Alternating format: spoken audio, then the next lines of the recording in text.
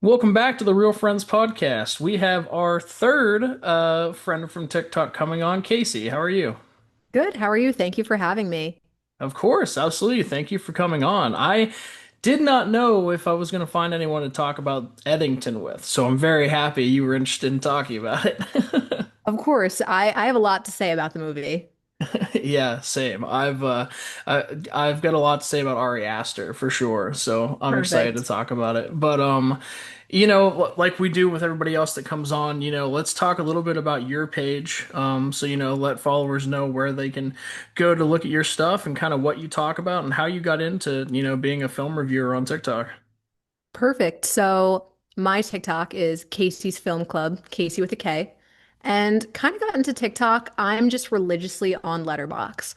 I love watching movies, love reviewing, rating movies. And then I figured, you know what? I kind of want to get a little bit more buzz about my Letterbox, talk about movies, and I guess just meet people from the movie community. Sure. So I started the TikTok, definitely a little bit more funny aspects of the TikTok than seriousness, but I think that like grabs an audience when you have the reviews and then you do a little bit more like funny TikToks, hop on certain trends. So trying to do that, and I'm just having a blast. Really been connecting with a lot of people from the movie community. Everyone's been super nice, which I feel like is really rare for social media. Yeah, for Genuinely sure. haven't run into any trolls yet, so it's been great. And movies are just my life, so I kind of just wanted to make a TikTok to, I guess, I don't know, talk about that with people that also have the same interest the way I do. Sure. Yeah, and I talked about this on our Sinners episode, right, that I did with Faith from Blood and Popcorn. Like we talked about the idea that we started this just to for me to talk to my friends about movies, right? And then Hmm. I put like one video on TikTok and it got a bunch of views and I was like, "Oh, well maybe I can talk to people on TikTok too." So now, whoever wants to review a movie, let's just do it. So Exactly. It's a great way to promote yourself. yeah, yeah, and it's Mhm. just fun. I mean, it's a lot of fun to talk. It gives me an excuse to keep going to the movies. Like I just watched my 105th movie in theaters this year, like Oh, wow. yesterday. So like it just gives me an excuse to keep going to the movies and justify that to my wife that I can. So Pretty cool. yeah, but all right, before we get into the movie, I'll ask you the question I ask everyone that comes on, and Sure. that it could be recent, can be not. What is the best movie you've seen? Like, what's the last best movie you saw? The last best movie I saw, I actually saw Superman yesterday in Oh, IMAX. nice. Okay. And have not seen one Superman movie before, but if I genuinely enjoyed this movie, I thought it was a great experience, little Superman or superhero blockbuster. So I thought that movie was pretty great. So I guess that was the last best movie I saw. Nice. Yeah, and you saw Mhm. I have never seen a movie in IMAX. I have to go. Yeah. The closest IMAX is like an hour and a half from my house. So, it's kind IMAX of is far. definitely an experience. Yeah, that's what I've heard. And Mhm. there's like what 4DX now too, which like looks Yep. crazy.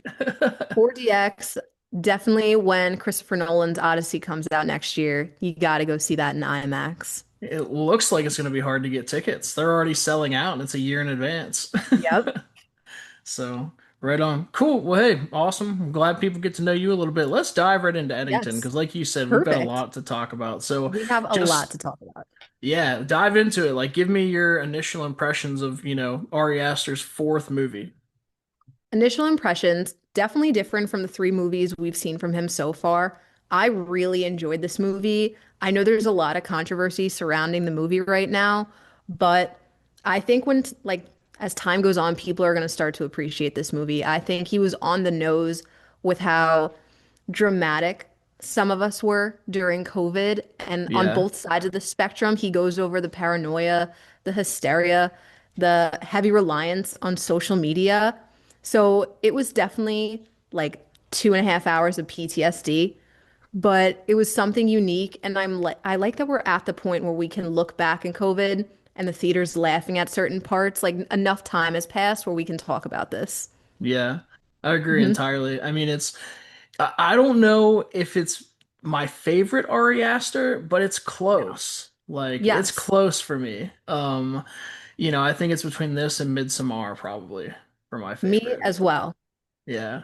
Hmm. Um, I but love that movie. Yeah, I do too. I actually saw that I was studying in London and it came Oh, out the weekend I was there and I was like, okay, like I'll go to a theater in London. That sounds sick. yeah, But yeah, you know, this I was a little leery of this movie, like most people, for the idea that it was yeah, about COVID and like, you know, do we really want to relive that? And you know, at the beginning of the movie, I kind of still felt that way. I was like, man, we were ridiculous. Like COVID yeah. sucked.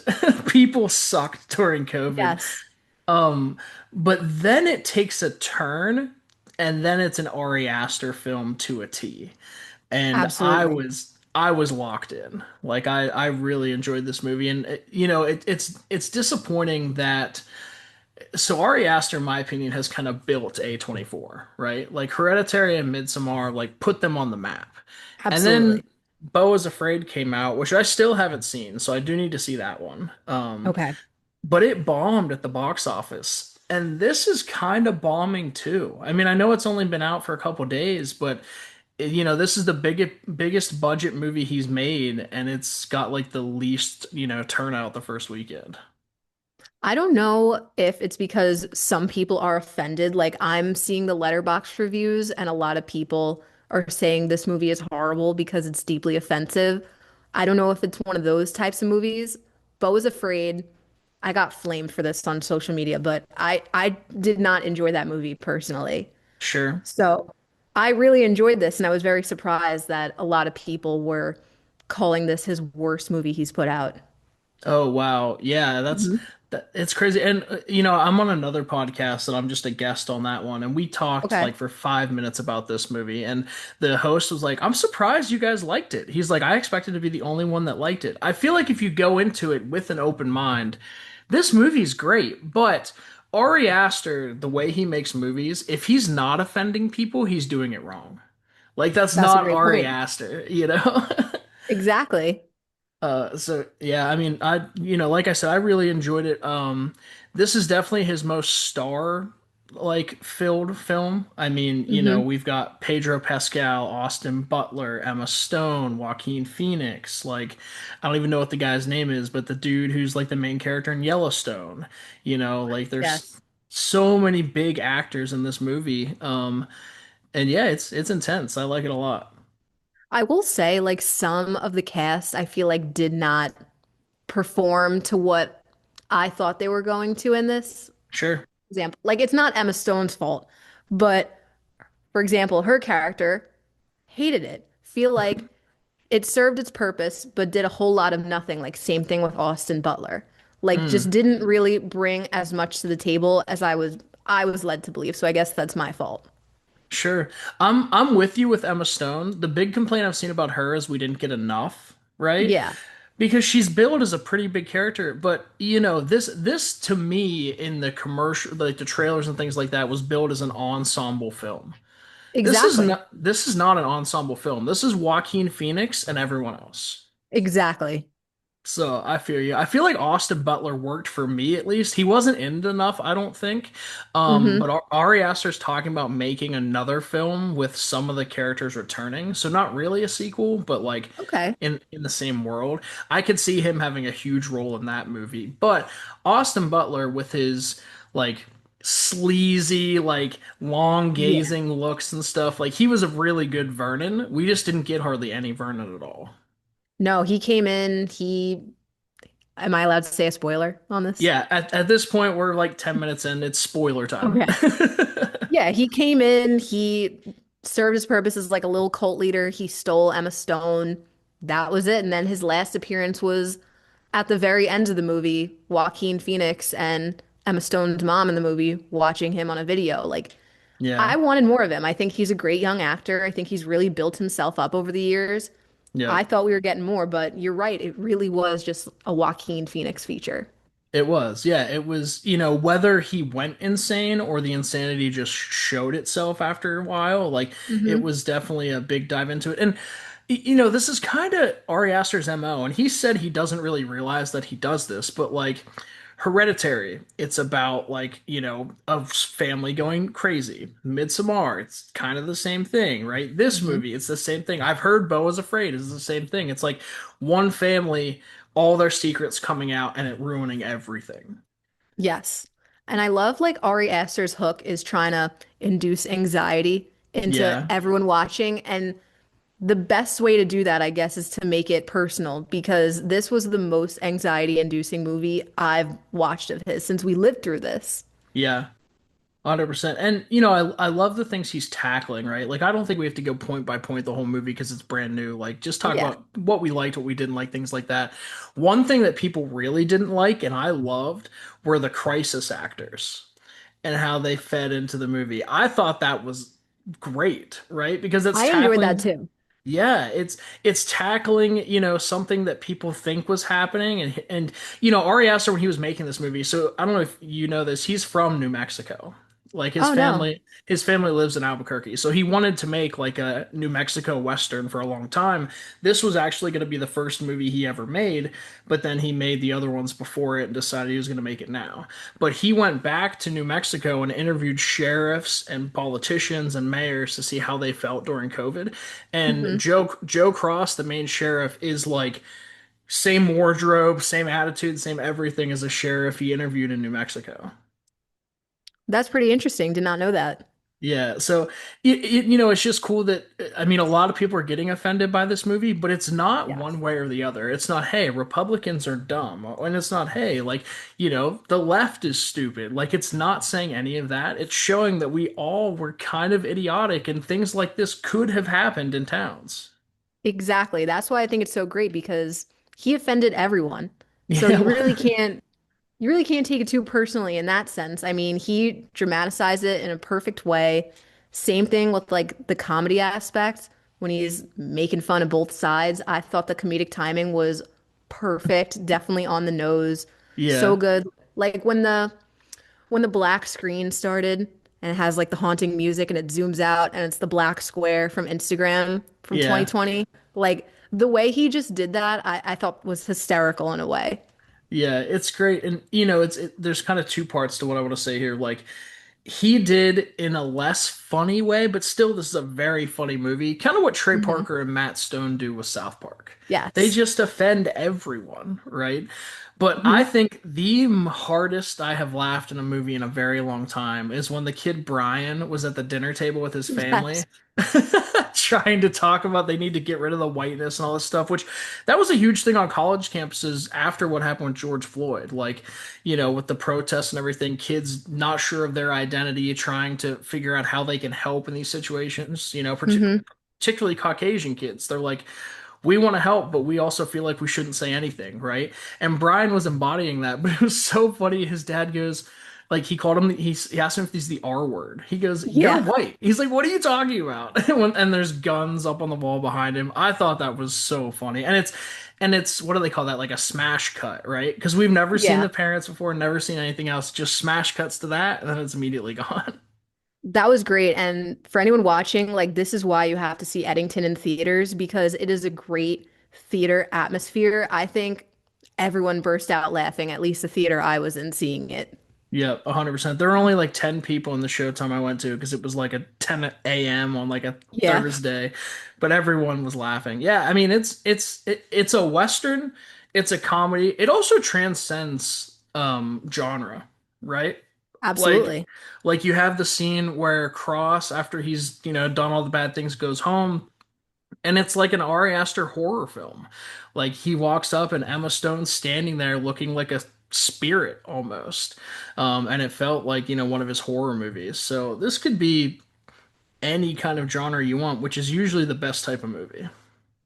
And I think another good, like something that makes a movie so great is when people are talking about it. People are talking about this movie, whether it's good or bad. And I think over time, just like Apocalypse Now was so controversial, not that this is going to be as great as Apocalypse Now, because nothing will be, but people are talking about it. I think it's going to be looked back as like a cult classic, especially the way he created this modern Yeah. spaghetti Western atmosphere in New Mexico. Amazing.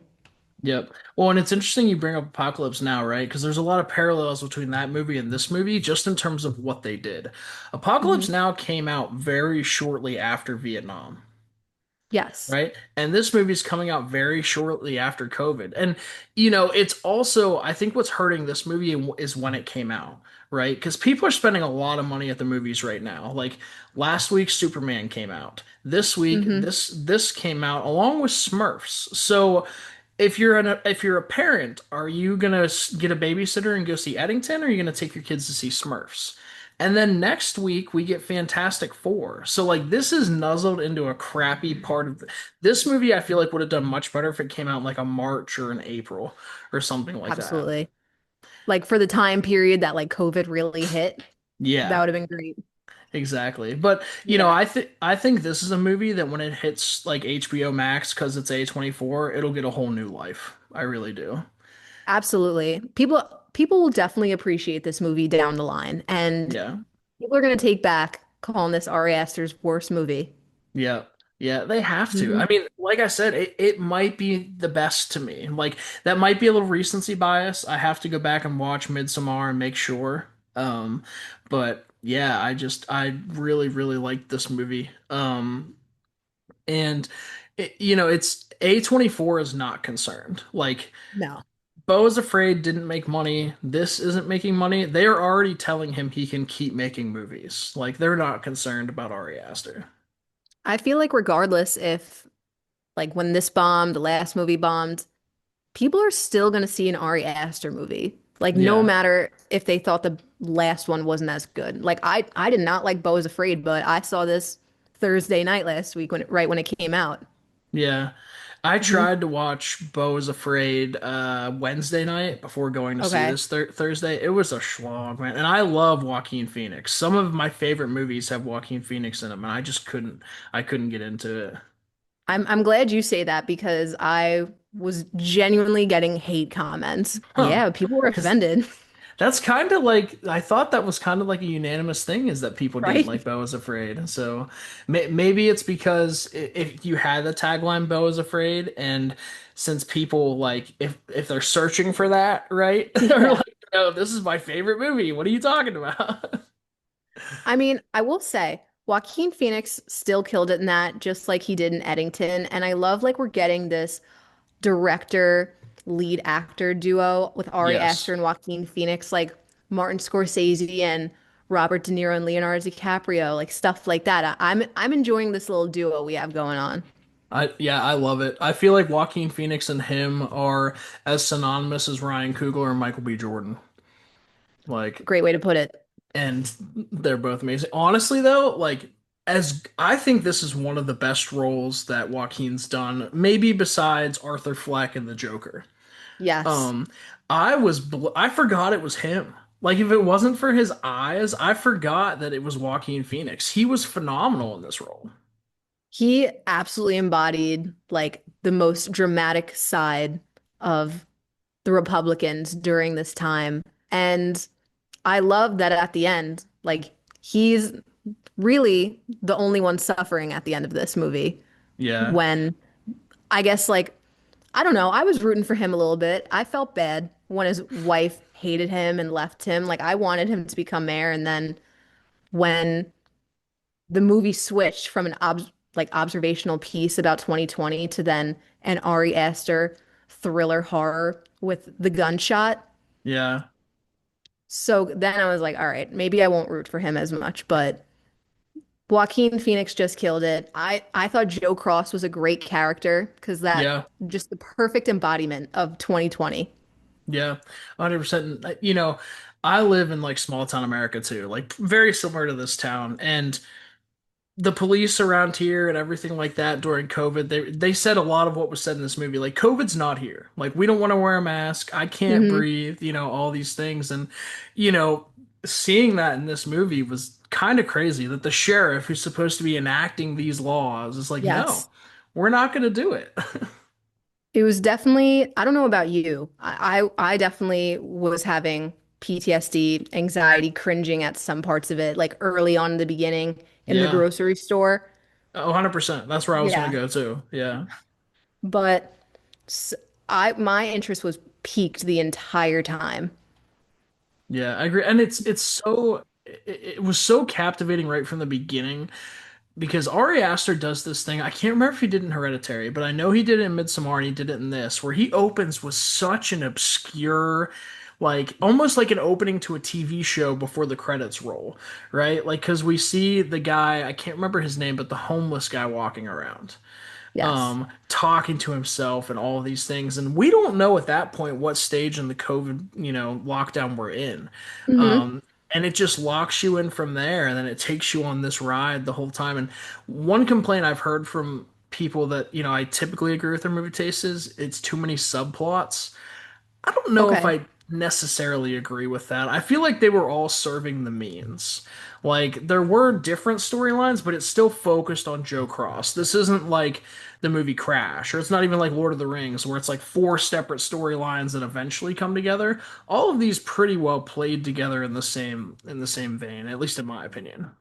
I agree. I mean, at that halfway point, it definitely changed tones in a dramatic way, but I think it was all coming around full circle like it was supposed to. Like it didn't lose focus and become another movie like people were saying. Right.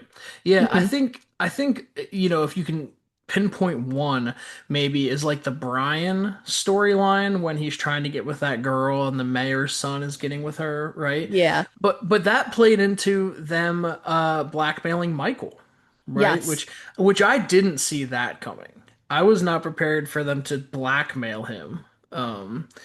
Because when they find the watch in his car. So I guess, we're already talking spoilers. We can talk about what happened, right? So, Yeah. Joe Cross kills the mayor. Like halfway through the movie, the mayor and his son are at home, and Joe Cross with a sniper rifle kills them both. Hmm. The way Ari Aster shot it, having Pedro Pascal sitting in his recliner and looking out the window, I knew someone was going to shoot him. I had no clue it was Joe until it was revealed to us. Because that's Yes. like, I mean, it could have been anyone, right?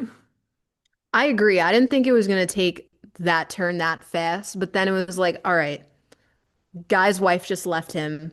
He just got publicly humiliated after Yeah. she denounced the statement he made about the mayor.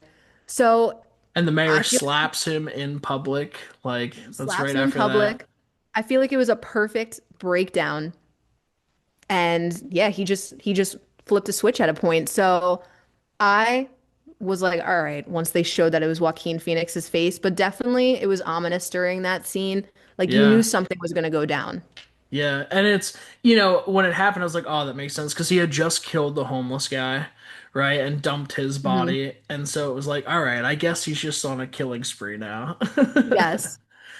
But yeah, that was so cool. But so this is a moment that it felt very much like a Western. Because a lot of times with Westerns in these towns where they're butting up against like, here it was the Pueblos, right? But a lot of times it's against like Native American reservations. There's always those arguments about jurisdiction. Like, is it the reservation police? Is it the regular police? And what came back to bite Joe in the butt was that he was on Pueblo land when he shot into Eddington. Yes. He did not expect that. Yeah, not at all. But that's a Western thing. Like at the end of the day, this is a Western film. Yes. But it has so many nuances. Like the sheriff's not the good guy. And in how many Westerns have we seen that that's the case? Unforgiven with Clint Eastwood is one. Other than that, I can't think of a ton where, the sheriff isn't the good guy. I completely agree. That's why I think this is a movie that'll be remembered because how many modern westerns do we have like this? Yeah. Not many. And he just did a great job, I guess, drawing from the past, like you just said, with the sheriff not being the good guy. Amazing. Yeah, it was good. Hmm. Yeah, Ari Aster was in his bag with this movie. He Oh really my God, was. yeah. Like, yeah, I'm a little disappointed in myself for not being more pumped up for this movie. Like I was excited Okay. like, a couple days before, but like if I knew it was going to be this good, I would have been like hankering for this movie. Like I know. And I like how he didn't really give anything away with the trailer. Like we did not know that that turn was going to be taken. So I'm glad we weren't expecting that. And there was shock amongst the entire theater instead of just like, all right, like, yeah, this part was in the trailer. yeah. Kind of Hmm. like kind of like Hereditary, right? Where the little girl is has her head out the window and hits the pole like That Yeah. shock is still probably the biggest shock I've ever had in a movie theater. We'll never forget that sound or watching that. That was insane, but that's Ari Aster. Yes, it is. Hmm. He loves to be controversial and do crazy things. Like, one thing, if you ever listen to any of our podcasts about horror movies, one thing I hate is having kids in horror movies because I know they're never in danger. So the fact that Ari Aster actually killed a kid, I'm all for, I I'm all know, and for so it. early on too. Yeah, it's very early in the movie. I thought seeing the trailer for that, she was like the centerpiece of the movie. Um, Hmm. but the trailer for so I typically try to avoid watching trailers because a lot of times Okay. things get ruined. Like the movie Sinners, the trailer ruined it for me entirely. Yeah, It showed have you seen Sinners? I'm assuming you have. I have. Yeah, like, it shows certain people that turn into vampires in the trailer. And it like ruined it for me. Yes. So I've quit watching trailers. But before I had quit watching, I saw this one, and what I loved is it showed us something that happens in the movie, but not at all in the same time frame. Like the trailer is Joe Cross scrolling his Instagram, and he Hmm. sees all these videos that happen in the movie, but not in that way. It's not him sitting there and scrolling. Like it shows the video of his wife denouncing his comments. Yes. It shows Vernon giving his big speech at the end. It shows all these things, and all it did was introduce characters to us that were going to be in the movie, but in no way did it spoil anything. No. I, what would you rate this movie out of five? I didn't ask that yet. Out of five, I'm at either a 4 or a 4.5. Okay. It's either an 8 or a 9 for me. I think I need to watch it again to get it to that 9. Definitely gonna watch it again. I mean, I don't think I've laughed like that in a movie in a long time. Sure. So you hook people in with that, and then, all right, as it's kind of like slowing down a little bit, then he just whips out this entire other genre of like horror and revenge Yep. and thrill, like a different type of anxiety with the audience. So I don't agree with anyone saying this is a bad movie. I genuinely think this might be his best. I agree. And Mhm. you talk about the things it's doing, and then we haven't even really talked about the end. The end is like a Yes, video game. Like it's just him walking through the town with a machine gun, like Call of Duty style. Like it was that amazing. was crazy. The very end of this is pretty wild, right? Because so there's the I don't think he's a sheriff, but like the one cop from the Pueblos has kind of an inkling that Joe Cross is in on it, right? Hmm. And then he talks about so Joe Cross, when he killed the mayor, made it look like an Antifa attack. Like he wrote "No Peace" on the wall in spray paint. And then, the guy from the Pueblos is talking about, I need to get a handwriting expert in here.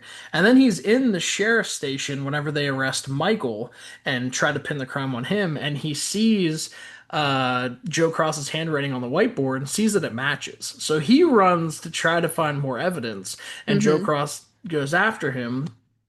And then it just I guess we'd call it the climax. Just everything came to a head right there. Michael goes missing. They go to find Michael. Michael can't talk. They go up and, these like claymores go off and kill one of the deputies. Michael gets severely injured.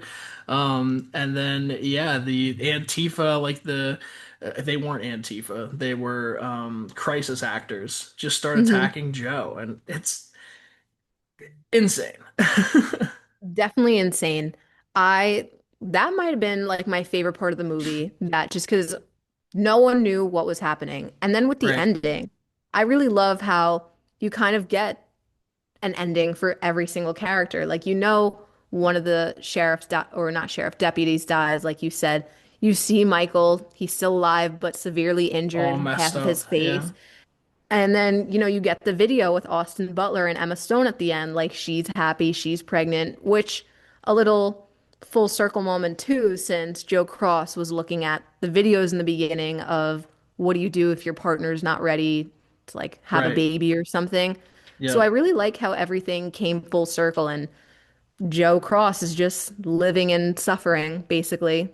Yeah, well, and that's kind of why like Vernon for me works a little better than he did for you because Vernon to Hmm. me represents the ineptitude that Joe was. Like Vernon was able to get his wife, Vernon was able to get his wife pregnant, and all these things she wanted were nothing that Joe could give her. So it's kind of what he was almost what Joe was aspiring to be in a way. I don't know. I mean, it's Austin Butler. Who wouldn't choose Austin Butler over Joaquin Phoenix? Like, Right. No, I like that. And you're right. I mean, even when we're first introduced to Austin Butler, when he comes to the house, I mean, he already is able to understand Emma Stone's character better. And like you see that on her face, how she looks at him. And then you see, I guess, just kind of the hate she has for Joe Cross when he starts yeah, talking. And even when he talked about how the mayor assaulted, which wasn't true, Emma Stone, I mean, that's what she said was not true, that yeah, her mom and him just kept believing. Like he never really listened to her. And Austin Butler, like you said, like just kind of was there at the right time, was able to understand her and just swept her away. yeah. And like he appreciated her art, right? Like the dolls she would Yes. make, right? Which Joe Hmm. kind of did. Joe would convince his buddies to buy them Yeah. offline for her, but it wasn't as evident, right? And you know, part of the trailer what I was talking about with what I liked is we got a lot of instances of what it was like during COVID where people just took selfie videos on their phones all the time. Like when Hmm. Joe announces his run for the mayorship, that's so captivating that we're just looking at the phone, but we know that it's, Joe Cross recording himself. Yes. It was So, great. And that's why I really enjoyed like Ari Aster's inclusion of all the social media. Like when Brian is learning about the riots and BLM and he makes that page. I don't know about you, but like my hometown had a page for that as well sure. when everything was going on. And same thing with like the Instagram DMs and like sending the photo of Eric and I don't remember the girl's name, the girl Sarah, I together. think. Is it Yeah, Sarah? Yeah. and then TikTok as well. Like we all went into a TikTok spiral. And then even at the end, like Brian amounts to this fame on TikTok. He's got that blue check Yeah. mark.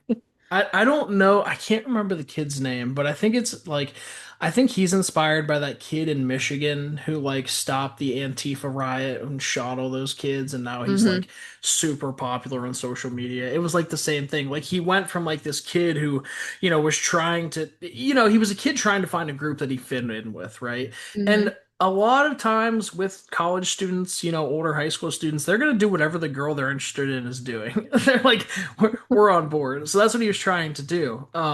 But then, when he saves Joe Cross from being killed, which that was trippy. I didn't think Joe Cross was going to live from taking a knife No. to the skull. But, he steps out and, shoots the guy or whatever. He's still recording. He's like, Joe, I saved you. I saved you. He's like recording him. And then, yeah, he just becomes this like far right wing like personality on, social media, moves to Florida and all this stuff. That was great. I think, honestly, he probably was my favorite character, to be honest. Like Brian, that subplot. Yeah. I've heard that from a lot of people that Brian was their favorite. I'm sure that kid was not expecting to get cast in an Ari Aster movie and to walk out being like the number one over Joaquin Phoenix and Pedro Pascal. Yeah. I Hmm. did like that Pedro didn't live for a lot of the movie, and I can only think that's because he didn't have enough time to film like all these other movies. Like Yeah. that dude is in I'm getting a little Pedro'd out. I do like him as an actor, but every time I go to the theater, he's in something. That's kind of how I felt a while ago with like Dwayne Johnson. Yes. Yep. Not that I'm not excited for his new A24 movie, but like I'm stoked everything for that. else, Yeah. very excited. But I'm hoping that The Rock is kind of doing what Brad Pitt did, in that Brad Pitt for a long time was an action star, right? Hmm. And then as he got older, he was like, I'm going to transition to my artsy stage. And now he's doing more artsy films, including, I mean, F1's kind of artsy in terms of his performance. And Love that movie. it's so awesome. It's still my Yeah. second favorite movie of the year. It really is. Yeah. Yeah, I want to see it again. But I'm hoping with The Rock coming to A24, and he's apparently making a movie with Martin Scorsese. Um, Okay. about like a gang in Hawaii. Oh, Um, so that'll be interesting.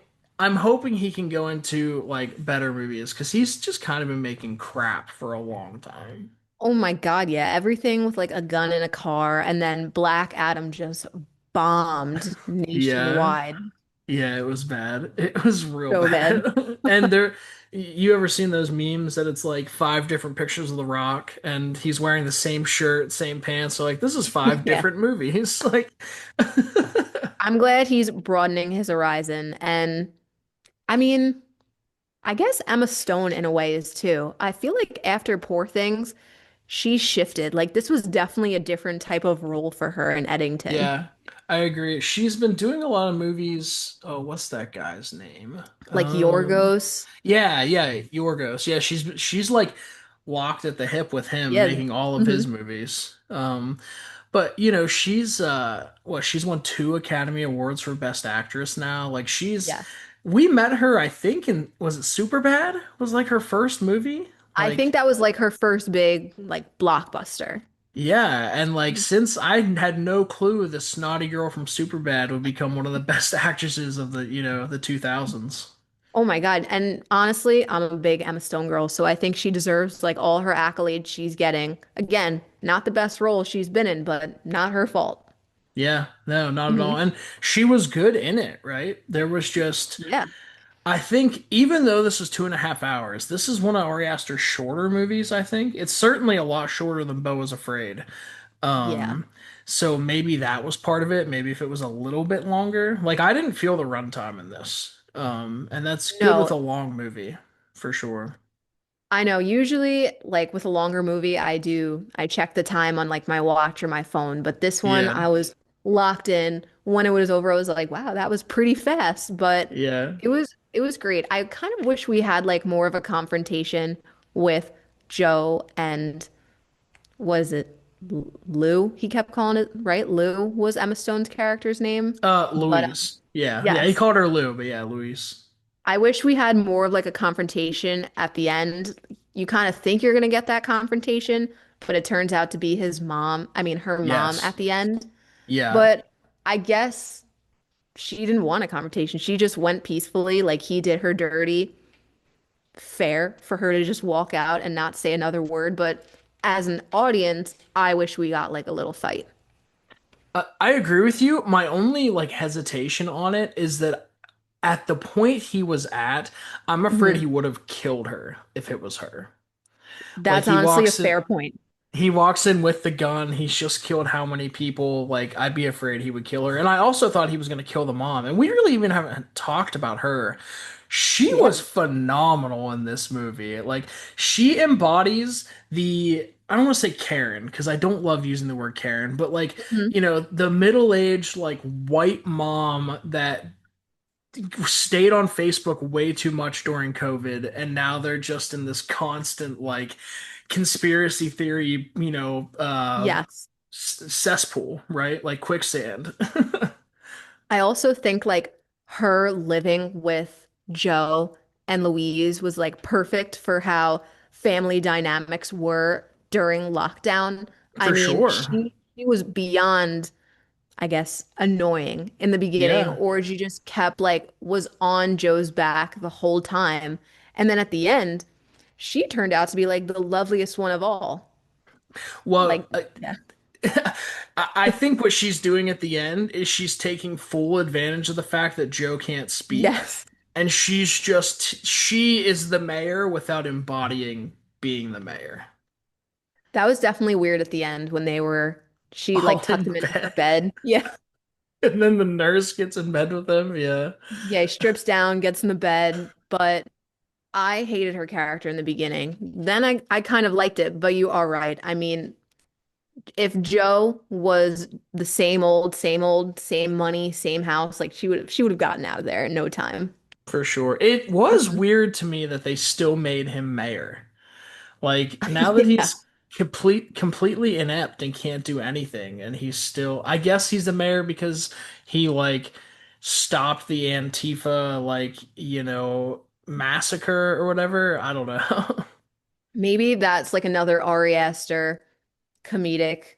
type of thing in there where it's like we'll let anyone in office these days. Like guy can't even speak or move, but he's our mayor. Yeah, I kind of thought that too. I thought it was Mhm. another, it was a last like satirical jab from Ari Yeah. Aster. Yeah, that's fair. But hmm so yeah, I really liked Eddington. Do you have any like other thoughts you had on the movie or anything?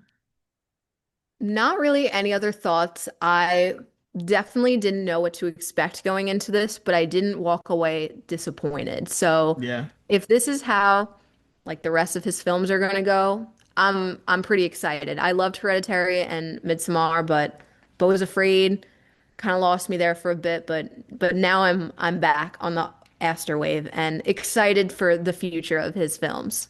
I agree. I wanted to look because I saw that he's making another movie, but I think they just announced it, but I can't remember what it is. I don't know. If I see it, I'll talk about it. But I know he Cool. talked about the idea of doing like sort of a sequel to Eddington, but like I said, a couple years later have some returning cast. I'm hoping it's like Michael, because at the end we also see Michael still training, right? Like Yes. he has to know the mayor set him up. He He has definitely to. looked very vengeful at the end. Yeah. So that's what me and my boyfriend were saying at the end. Like, Michael, he got screwed, but he looks like in his eyes, like he kind of was feeling some type of way towards Joe Cross. Yeah, and I would have liked if they explored his and that protester's relationship a little more because Yeah. the way she talked, they were like this huge thing, and he's like, I barely know her. He's like, whatever, like Yeah.